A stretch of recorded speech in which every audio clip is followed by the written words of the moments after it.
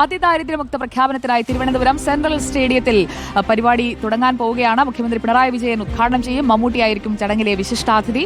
പ്രഖ്യാപന പരിപാടിയിലേക്ക് മോഹൻലാലും കമൽഹാസനും വ്യക്തിപരമായ കാരണങ്ങളാൽ പങ്കെടുക്കാൻ എത്തില്ല എന്ന് സർക്കാരിനെ നേരത്തെ തന്നെ അറിയിച്ചിരുന്നു. പ്രതിപക്ഷ നേതാവ് വി ഡി സതീശന് ക്ഷണമുണ്ടെങ്കിലും പങ്കെടുക്കില്ല എന്ന് അറിയിച്ചിട്ടുണ്ട്. മന്ത്രിമാർ, മറ്റ് ജനപ്രതിനിധികൾ, ഉദ്യോഗസ്ഥർ തുടങ്ങിയവരും ചടങ്ങിലേക്ക് എത്തുകയാണ്. ടി വി പ്രസാദും റഹീസ് റഷീദും ആർ റോഷിപാലുമാണ് നമുക്കൊപ്പം തത്സമയം ചേരുന്നത്. ആദ്യം നമുക്ക് ടി വി പ്രസാദിലേക്ക് പോകാം. Good evening T V Prasad. Keralam ഒരു നേട്ടത്തിന്റെ തൊട്ടടുത്ത് നിൽക്കുകയാണ്. പ്രഖ്യാപനം നിയമസഭയിൽ കഴിഞ്ഞെങ്കിലും ഒരു പൊതുപരിപാടിയിൽ ആ ഒരു പ്രഖ്യാപനം വരുമ്പോൾ അത് സംസ്ഥാനത്തിന്റെ നേട്ടമായി അടയാളപ്പെടുത്തുന്ന ഒരു പരിപാടിയായി മാറാൻ പോകുന്ന സാഹചര്യമാണ്. എത്രത്തോളം വിപുലമായ പരിപാടിയാണ്? പ്രഖ്യാപനത്തിലേക്ക് ഇനി എത്ര ദൂരം? തിരുവനന്തപുരത്തെ സെൻട്രൽ സ്റ്റേഡിയത്തിൽ ശുചിയായ എല്ലാ ഒരുക്കങ്ങളും തയ്യാറായി കഴിഞ്ഞു. പടുകൂറ്റൻ പന്തലാണ്. നൂറുകണക്കിന് ആളുകൾ ഇപ്പോൾ തന്നെ പന്തലിലേക്ക് എത്തിക്കഴിഞ്ഞിട്ടുണ്ട്. ജനപ്രതിനിധികളും ഉദ്യോഗസ്ഥന്മാരും മറ്റ് വിവിധ വിഭാഗങ്ങളിലുമുള്ള ജനങ്ങളും ഉൾപ്പെടെ നിരവധി പേരാണ് ഇവിടേക്ക് എത്തിച്ചേർന്നത്. അല്പസമയത്തിനകം തന്നെ മുഖ്യമന്ത്രി പിണറായി വിജയനും മമ്മൂട്ടിയും ഇവിടേക്ക് എത്തിച്ചേരും എന്നാണ് പ്രതീക്ഷിക്കുന്നത്. നേരത്തെ പറഞ്ഞതുപോലെ മോഹൻലാലും കമൽഹാസനും ഇങ്ങോട്ടേക്ക് എത്തില്ല എന്ന് അറിയിച്ചിട്ടുണ്ട്. വ്യക്തിപരമായ അസൗകര്യമാണ് അവർ പറഞ്ഞിരിക്കുന്നത്. അതിദാരിദ്ര്യമുക്ത സംസ്ഥാനമായി പ്രഖ്യാപിക്കുന്നു. അതിൻ്റെ എല്ലാ പൊലിമയോടും കൂടിയാണ് ഇവിടെ പരിപാടികൾ സംഘടിപ്പിച്ചിരിക്കുന്നത്.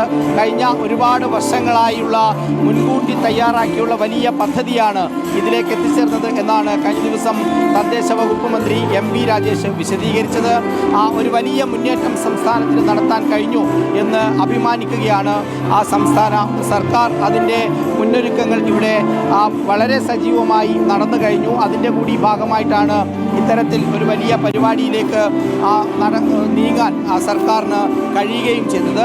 വലിയ ജനക്കൂട്ടത്തെ ഇവർ പ്രതീക്ഷിക്കുകയും ചെയ്യുന്നു, സംഘാടകർ പ്രതീക്ഷിക്കുകയും ചെയ്യുന്നു. അതോടൊപ്പം തന്നെ പ്രതിപക്ഷത്തിൻ്റെ ശക്തമായ വിമർശനവുമുണ്ട്. ആ വിമർശനത്തിനും അപ്പുറമാണ് പലപ്പോഴും കാര്യങ്ങൾ നടക്കുന്നത് എന്നുള്ളതാണ് സർക്കാരിൻ്റെ ഒരു ആത്മവിശ്വാസം. അതായത് ഈ ആളുകളെ 64,006 ആളുകളെ എങ്ങനെ കണ്ടെത്തി എന്നുള്ളതാണ്. മാത്രമല്ല ഇതിൽ കൂടുതൽ ഒരുപാട് ദരിദ്രരുള്ള സംസ്ഥാനത്ത് എങ്ങനെയാണ് ഇവരെ മാത്രമായി മാറ്റി നിർത്തിയത്, ബാക്കിയുള്ളവരൊക്കെ എവിടേക്ക് പോയി എന്നുള്ളതാണ് ഇതിലെ ഏറ്റവും പ്രധാനപ്പെട്ട ചോദ്യം.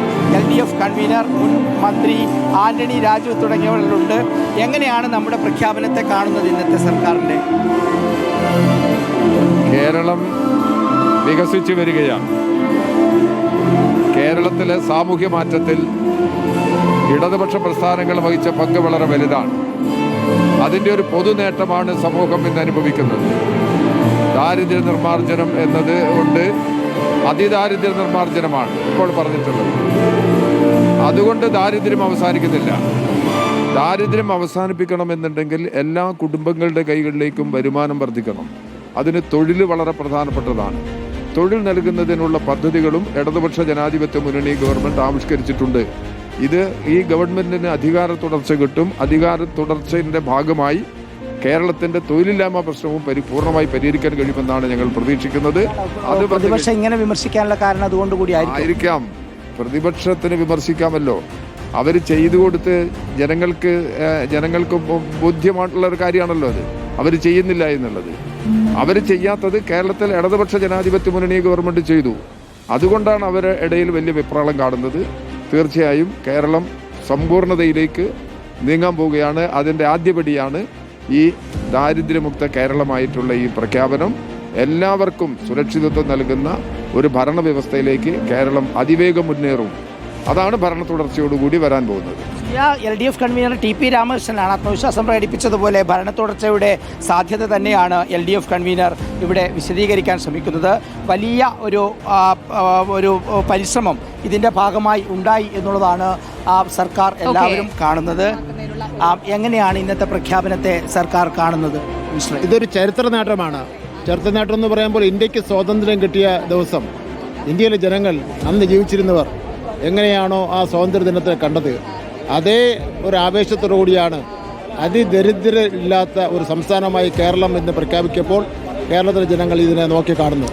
ഇത് ഇന്നലെ പെട്ടെന്ന് തീരുമാനിച്ചിട്ട് പ്രഖ്യാപിക്കുന്ന കാര്യമില്ല. രണ്ടാം പിണറായി ഗവൺമെൻറ്റിൻ്റെ ആദ്യ മന്ത്രിസഭാ യോഗം, ആ മന്ത്രിസഭാ യോഗത്തിലെ ഒന്നാമത്തെ അജണ്ടയാണ് അതിദരിദ്രർ ഇല്ലാത്ത ഒരു സംസ്ഥാനമായി ഇത് മാറണം. അങ്ങനെ കേന്ദ്ര ഗവൺമെൻറ്റിൻ്റെയും സംസ്ഥാന ഗവൺമെൻറ് സർവേയുടെ അടിസ്ഥാനത്തിൽ കണ്ടെത്തിയ ആളെയാണ് വീടില്ലാത്തവർ, പിന്നെ സ്ഥലമില്ലാത്തവർ, റേഷൻ കാർഡില്ലാത്തവർ, വസ്ത്രമില്ലാത്തവർ, ജോലിയില്ലാത്തവർ, പിന്നെ മക്കളെ സ്കൂളിൽ പഠിപ്പിക്കാൻ അയക്കാൻ നിവൃത്തിയില്ലാത്തവർ, അങ്ങനെയുള്ള ഒരു 10-20ഓളം വരുന്ന കാര്യങ്ങൾ കണ്ടെത്തിയാണ് അതിന് പരിഹാരം കണ്ടെത്തിയിരിക്കുകയാണ്. അത് ഒരു ചരിത്ര സംഭവമാണ്. പരിഹാരം കണ്ടെത്തിയ ചരിത്ര സംഭവം. പക്ഷേ ഇങ്ങനെ വിമർശിക്കാനുള്ള കാരണം എന്തായിരിക്കും മിനിസ്റ്ററെ? അവർ ഈ കാര്യങ്ങൾ ശരിക്കും മനസ്സിലാക്കാത്തതിൻ്റെ അടിസ്ഥാനത്തിൽ കഴിഞ്ഞ 4-4.5 വർഷക്കാലമായി എല്ലാ കാര്യങ്ങൾക്കും ബഹിഷ്കരണമാണ്, എല്ലാ കാര്യങ്ങൾക്കും നിസ്സഹകരണമാണ്. അതാണ് ഇക്കാര്യത്തിൽ ഉണ്ടായിരിക്കുന്നത്. ആ എല്ലാ കാര്യങ്ങളിലും ബഹിഷ്കരണമാണ് എന്നാണ് മന്ത്രി ശിവൻകുട്ടി പറയുന്നത്. ഇവിടെ മന്ത്രി GR അനിൽ കൂടിയുണ്ട്. മിനിസ്റ്ററെ, എങ്ങനെയാണ് ഈ പ്രഖ്യാപനത്തെ കാണുന്നത്? അഭിമാന മുഹൂർത്തമല്ലേ? ഏറ്റവും സന്തോഷവും അഭിമാനവുമുള്ള മുഹൂർത്തമാണ് ഈ മുഹൂർത്തം.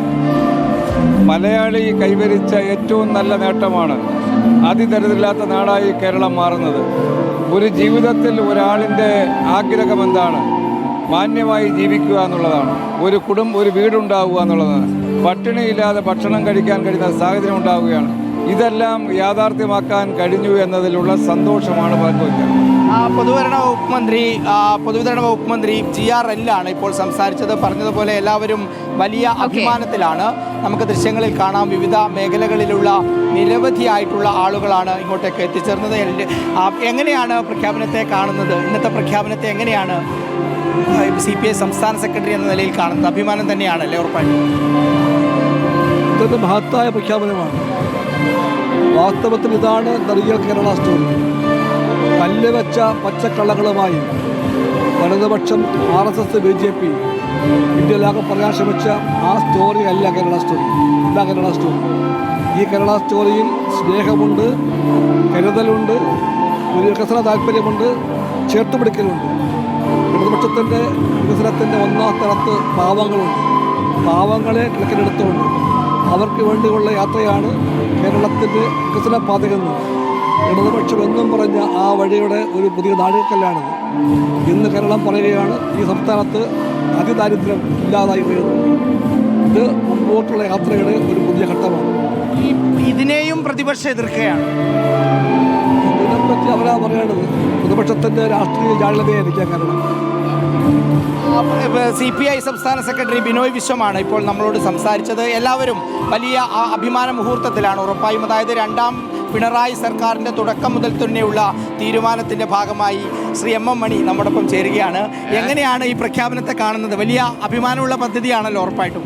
അതായത് ഗവൺമെൻറ് ഇപ്പോൾ 10ാം വർഷം 2ാം തവണ കേരള സംസ്ഥാനത്തിൻ്റെ പുരോഗതിക്ക് ചെയ്ത കാര്യങ്ങൾ, ഇപ്പോൾ ചെയ്തുകൊണ്ടിരിക്കുന്ന കാര്യങ്ങൾ, അതിൻ്റെ ഫലമായി ജനങ്ങൾക്കുണ്ടായ നേട്ടം, ഇതെല്ലാം ജനങ്ങളിലെത്തിക്കുക എന്നാണ് ഇതിൻ്റെ ഉദ്ദേശം.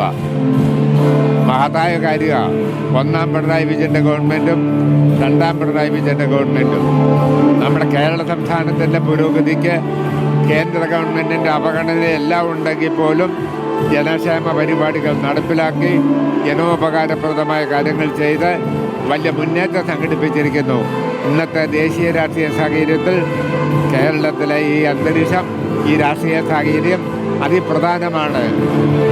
ഇതിനെയും പ്രതിപക്ഷം എതിർക്കുകയാണ്. അതിനെ എതിർക്കുന്ന അവർക്ക് വീടില്ലാത്തതുകൊണ്ടാണ്. അവർ ഇതിൻ്റെ കൂടെ കൂടുന്നതാണ്. അപ്പോൾ അവർ ഏറ്റവും സങ്കുചിതമായ രാഷ്ട്രീയ താല്പര്യം വെച്ച് മാത്രമാണ്. അതേസമയം ഏത് ഗവൺമെൻറ്റാണെങ്കിലും നല്ല കാര്യം ചെയ്താൽ നല്ലതാണെന്ന് പറയണം.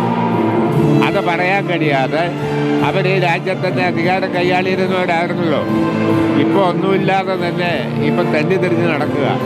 അപ്പോൾ എന്നാലും അവരുടെ മനസ്സ് നന്നാവില്ല, നയവും നന്നാവില്ല. അതാണ് ഏറ്റവും ദ്രോഹകരം. വൈദ്യുതി മന്ത്രി കൂടിയാണ്